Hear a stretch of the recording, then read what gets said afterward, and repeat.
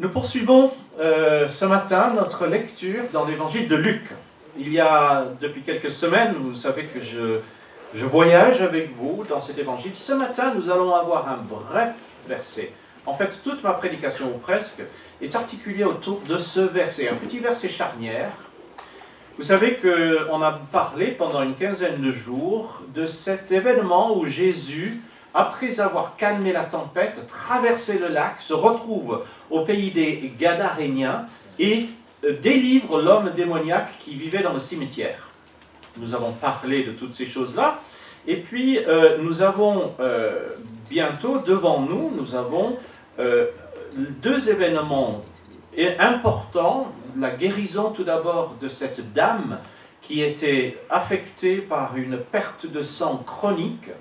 Et puis, nous avons aussi, tout prochainement, la résurrection de la fille de Jairus, le chef de la synagogue. Donc, deux événements sur lesquels nous nous attarderons dans les semaines qui viendront. Mais entre cette délivrance du démoniaque et puis ces guérisons, résurrections qui vont venir, nous avons un petit verset. Ce sont de ces versets charnières qui permettent aux éléments du texte biblique de s'articuler entre eux. Et trop souvent, pressés que nous sommes d'aller à la suite, à l'événement suivant, important, spectaculaire peut-être, parfois nous passons un peu vite sur ces versets charnières. Et si le Seigneur nous donne quelque temps ensemble dans cette église, vous verrez que j'ai souvent tendance à prendre ces versets charnières et à les mettre en lumière d'une manière un peu particulière. Voilà donc que nous avons ce verset 40. Tout simplement, à son retour, Jésus fut accueilli par la foule, car tous l'attendaient. Donc Jésus est allé au pays des Gadaréniens. C'est là où l'homme démoniaque a été délivré. Le pays des Gadaréniens, de l'autre côté du lac, était considéré comme un pays qui n'était pas vraiment Israël. C'était, historiquement, je ne vais pas rentrer dans les détails, mais historiquement, c'était une région, d'abord c'était une région, vous l'avez remarqué, où il y avait un troupeau de porcs. En Israël, même à l'époque, ça ne se faisait pas de manger des porcs, d'élever des porcs. Donc c'était des gens qui, pour beaucoup, n'étaient pas de vrais juifs. Et beaucoup de juifs d'Israël de l'époque n'auraient pas considéré le pays des Gadaréniens comme étant Israël. Mais donc Jésus y est allé, il a fait ce qu'il avait à y faire, et voilà qu'il revient, et là, la foule l'attend. Ce verset, à son retour, Jésus fut accueilli par la foule, car tous l'attendaient. J'aimerais que nous le mettions en comparaison avec d'autres versets de la Bible. Je vais vous lire quelques textes de la Bible, mais plutôt que de passer notre temps à feuilleter dans la Bible, j'aimerais que vous m'écoutiez et que vous essayiez de repérer dans ces autres versets qu'est-ce qu'ils ont en commun avec ce verset qui est affiché au tableau. Ce verset qui est notre verset du jour. Tout d'abord, dans le livre des Chroniques, au chapitre 12, verset 14, premier livre des Chroniques, à propos du petit-fils de David, qui s'appelait Roboam, le fils de Salomon. Voilà ce que la Bible dit de ce roi. Il fit le mal parce qu'il n'appliqua pas son cœur à chercher l'Éternel. Il fit le mal parce qu'il n'appliqua pas son cœur à chercher l'Éternel. Ensuite, nous avançons dans l'Ancien Testament, le livre du prophète Jérémie, Jérémie chapitre 29. En effet, moi je connais les projets que je forme pour vous, déclare l'Éternel, projets de paix et non de malheur, afin de vous donner un avenir et de l'espérance. Alors vous m'appellerez et vous partirez. Vous me prierez et je vous exaucerai. Vous me chercherez et vous me trouverez, parce que vous me chercherez de tout votre cœur. Je me laisserai trouver par vous, déclare l'Éternel. Et puis, dernier petit verset, cette fois-ci tiré du Nouveau Testament, dans Galates chapitre 5. La nature humaine a des désirs contraires à ceux de l'esprit, et l'esprit a des désirs contraires à ceux de la nature humaine. Alors je ne sais pas si vous avez repéré ce que ces versets ont en commun, mais tous ces passages et versets ont en commun le désir et la recherche de Dieu. C'est-à-dire l'attente, l'expectative, l'anticipation de ce que Dieu veut faire, va faire dans notre vie, dans notre monde, dans notre cœur. J'ai déjà souligné à plusieurs reprises à quel point notre vie chrétienne dépend de la manière dont nous considérons Jésus-Christ. Vous n'êtes pas prioritairement chrétien parce que vous faites certaines choses. Vous êtes prioritairement chrétien parce que vous appartenez à Jésus-Christ. Vous êtes un suiveur, une suivante de Jésus-Christ lui-même. Vous avez une relation avec lui. Comment nous considérons Jésus-Christ détermine notre vie chrétienne. Qui est-il pour nous? Comment allons-nous le traiter? Quelle importance prend-il dans notre quotidien? Et dans l'évangile de Luc, à plein de fois, je l'ai déjà souligné, je le redirai à nouveau dans l'avenir, Luc pose parfois de manière un peu presque en sous-texte, de manière implicite, des questions du genre « Mais qui est cet homme ?» Vous vous souvenez, dans la tempête, lorsqu'il perd la tempête, les disciples disent « Mais qui est celui-ci à qui obéissent même l'eau et l'air, l'eau et le vent ?» Il y en a d'autres où il y a beaucoup de fois où on voit Jésus en train de revendiquer sa nature divine, sa filiation divine, où les gens le remettent en question, mais pour qui il se prend? Mais qui est-il celui-ci? Ses frères et ses sœurs sont parmi nous.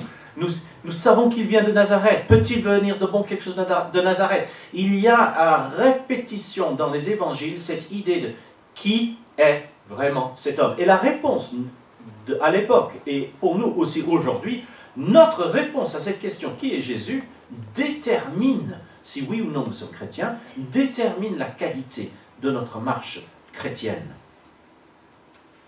La vie chrétienne n'est pas avant tout une question de règles. Je l'ai déjà dit et je le redirai encore. Les règles sont importantes, mais par-dessus tout, ce qui compte, c'est notre relation avec Jésus, Dieu lui-même devenu un être humain.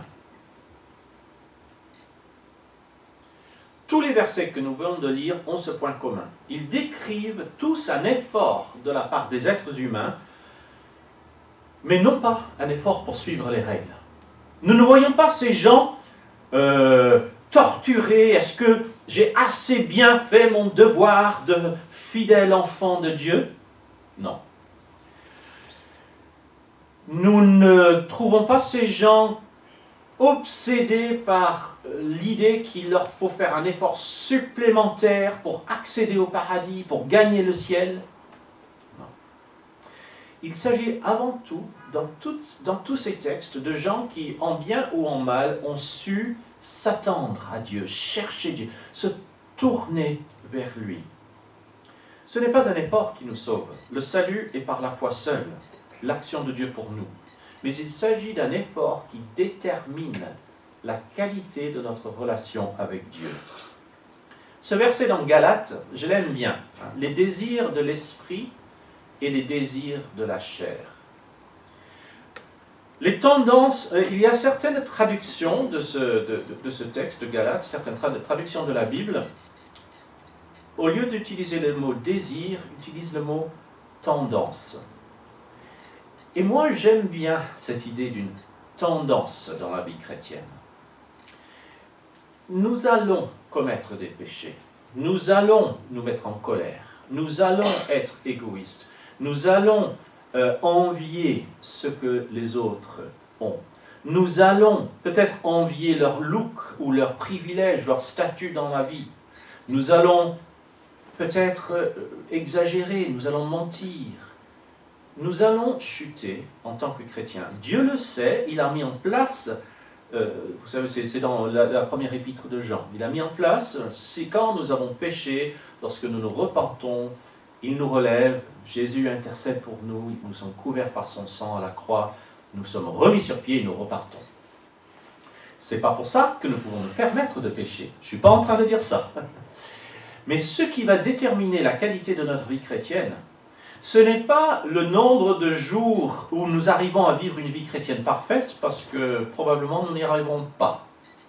Ce qui va déterminer la qualité de notre vie chrétienne, c'est la tendance qui nous pousse, chaque fois dans la joie ou dans l'épreuve, dans la victoire ou dans l'échec du péché, qui nous pousse à nous tourner à nouveau vers Dieu, qui nous pousse à nous tourner vers lui. C'est une tendance. C'est ça une tendance. Hein? C'est un courant qui va nous faire dévier ou qui va nous pousser dans la bonne direction plutôt que la mauvaise. Le roi Roboam, c'est le premier de beaucoup de rois dans l'Ancien Testament qui ont eu cette même critique. Il fit le mal. Pourquoi? Parce qu'il avait un cœur tordu? Non. Pourquoi? Parce que les circonstances de la vie se sont abattues pour lui, il n'a pas pu résister? Non. Il fit le mal parce qu'il n'appliqua pas son cœur à chercher. Chercher, se tourner vers, avoir cette tendance, être porté sur. C'est ça que Dieu veut chez ses enfants. Si vous avez des enfants, si vous avez eu des enfants, vous savez qu'ils ont fait des bêtises. Qu'est-ce que vous aimez le plus lorsque vos enfants ont fait des bêtises? Moi, mes enfants, ils n'ont jamais fait de bêtises, bien sûr. Difficile de parler quand il y en a devant moi. Qu'est-ce que vous vouliez qu'ils fassent? Vous vouliez qu'ils vous cachent ce qu'ils avaient fait? Vous vouliez qu'ils fassent semblant comme si de rien n'était? Ben non. Ce que vous vouliez, c'est qu'ils se tournent vers vous. Peut-être qu'ils vous demandent de les aider à réparer les dégâts, ça peut arriver. Mais aussi qu'ils se tournent vers vous pour réparer ce qui a surtout besoin d'être réparé, la relation. Et c'est ça que Dieu veut quand on a péché. C'est pour ça qu'il a mis en place tout ce système de confession, de pardon et de restauration. Parce que par-dessus tout, il veut qu'on soit porté sur lui, qu'on ait cette tendance, ah mince, la vie. Alors, Dieu, qu'est-ce que t'en penses? Ouf, soulagement, victoire, réussite, Dieu, merci. Cette tendance constante de nous retourner vers lui. Il s'agit d'une inclination de notre cœur. C'est ce qui manquait à Roboam. Il n'avait pas cette inclination, il n'avait pas ce désir, il n'avait pas cette tendance à se retourner, il n'avait pas cette tendance à chercher. Parfois, vous vous dites peut-être, moi je ne suis pas très bon chrétien, je ne suis pas très bonne chrétienne. Moi j'ai une question en tant que pasteur à vous poser. Es-tu un chercheur de Dieu? Es-tu une chercheuse de Dieu? Quelqu'un qui, quelles que soient les circonstances de la vie, a envie de te retourner à nouveau pour que le visage de ton Père Céleste illumine ta vie, illumine ton existence. Il y avait dans la foule ce jour-là des gens de toutes les tendances. Luc ne nous dit même pas pourquoi les gens ont accueilli Jésus. Il ne nous dit pas pourquoi ils attendaient Jésus. Je suppose qu'ils avaient des attentes pour toutes sortes de raisons différentes. Luc ne nous décrit pas leur motivation. Et c'est une des beautés de la vie chrétienne. Dieu ne s'attend pas à ce que nos motivations soient bonnes. Quand j'étais responsable de groupe de jeunes, je savais qu'il y avait certains jeunes qui venaient au groupe de jeunes parce qu'ils avaient envie de lire la Bible. Mais la plupart, c'était pas ça. La plupart, c'était parce que, bon, il y avait de bons sandwichs, pas chers, des tablettes de chocolat, des canettes de coca. Mais allez, on va être honnête, une grande partie de ceux qui venaient au groupe de jeunes venaient parce qu'il y a des garçons, ils venaient parce qu'il y avait de jolies jeunes filles, et les jeunes filles, elles venaient parce qu'il y avait de beaux garçons. Peu importe nos motivations. Et aujourd'hui, il y en a plein qui, peut-être pour toutes sortes de motivations qui n'étaient pas forcément spirituelles, eh bien ces gens-là ont trouvé le Seigneur, se sont tournés vers lui et aujourd'hui sont des serviteurs de Dieu, sont des piliers de leur église locale. Dieu nous utilise quelles que soient nos motivations. Allez, on se tourne vers lui et il s'occupe du reste. C'est comme ça la vie chrétienne. Et les gens ce jour-là, il est dit qu'ils ont fait deux choses. Et donc ce sont ces deux petites choses que j'aimerais vous laisser. Ils ont attendu Jésus et ils ont accueilli Jésus. Jésus était attendu. J'aime cette idée. L'attente focalise notre attention sur la personne ou l'événement attendu. Je ne sais pas ce que vous attendez. Peut-être que vous attendez une guérison, peut-être que vous attendez une libération, délivrance, peut-être que vous attendez un travail, peut-être que vous attendez une vie de couple, peut-être que vous attendez, je ne sais pas ce que vous attendez, peut-être que vous attendez simplement de pouvoir dormir la nuit. J'ai un ami qui est nouveau papa, il ne dort pas beaucoup la nuit. Il attend de dormir la nuit. Je m'en souviens de ces jours-là aussi. Dans une réelle attente, il y a une sorte de recherche, mais dont la dimension temporelle est le facteur principal. C'est-à-dire, ce qui nous sépare de la personne ou de l'événement, c'est simplement le temps. Et dans la Bible, l'intervention de Dieu, dans toutes les Écritures, de la Genèse à l'Apocalypse, l'intervention de Dieu est décrite selon ces termes-là. La question n'est jamais dans la Bible, est-ce que Dieu va intervenir? La question est toujours, quand est-ce que Dieu va intervenir? Dans les psaumes, relisez les psaumes, vous verrez, il y a plein de fois où le psalmiste dit quelque chose, et il ne dit pas, Seigneur, il ne dit pas, Seigneur, est-ce que tu vas faire quelque chose? Est-ce que tu vas me délivrer? L'essentiel des lamentations des prophètes et des psalmistes, c'est jusqu'à quand, Seigneur? Ce n'est pas douter de Dieu que de dire Seigneur, s'il te plaît, j'en peux plus. Jusqu'à quand devrais-je attendre? Dieu aime quand ses enfants ne doutent pas qu'il va intervenir, mais lui posent la question Seigneur, jusqu'à quand? D'ailleurs, vous savez que la Bible se termine plus ou moins avec ce verset. Ce n'est pas le dernier verset, c'est l'avant-dernier verset.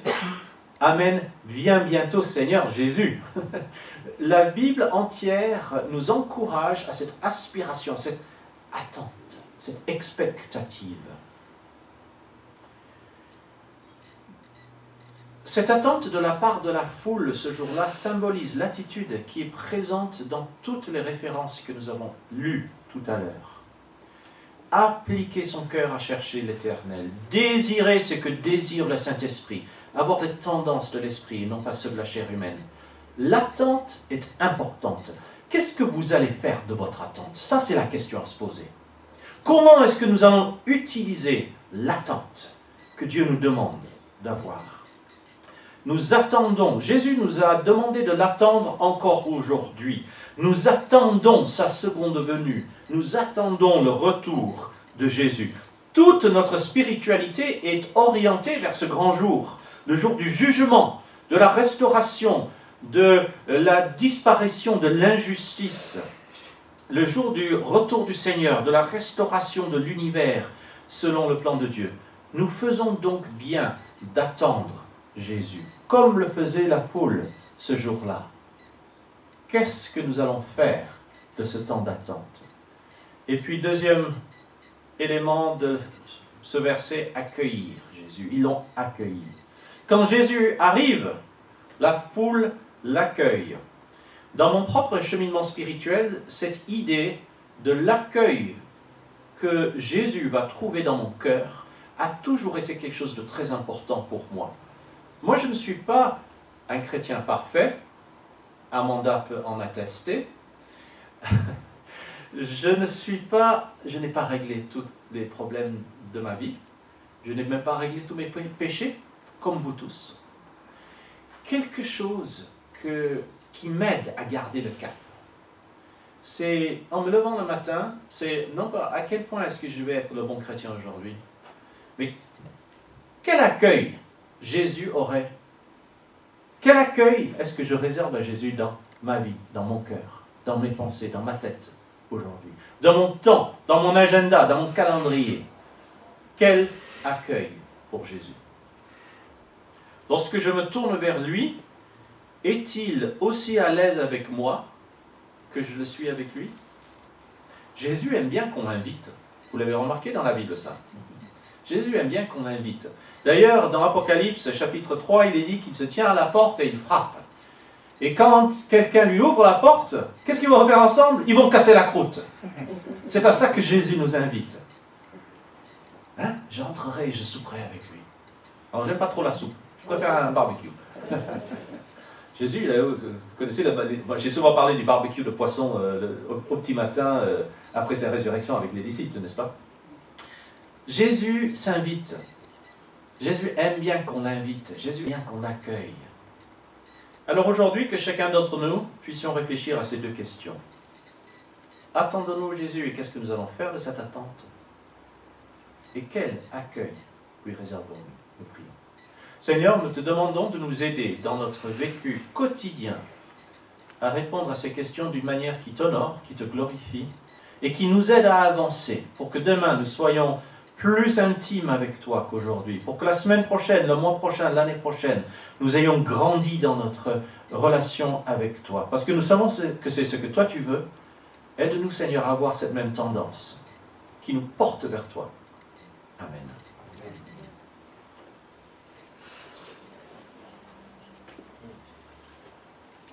Amen.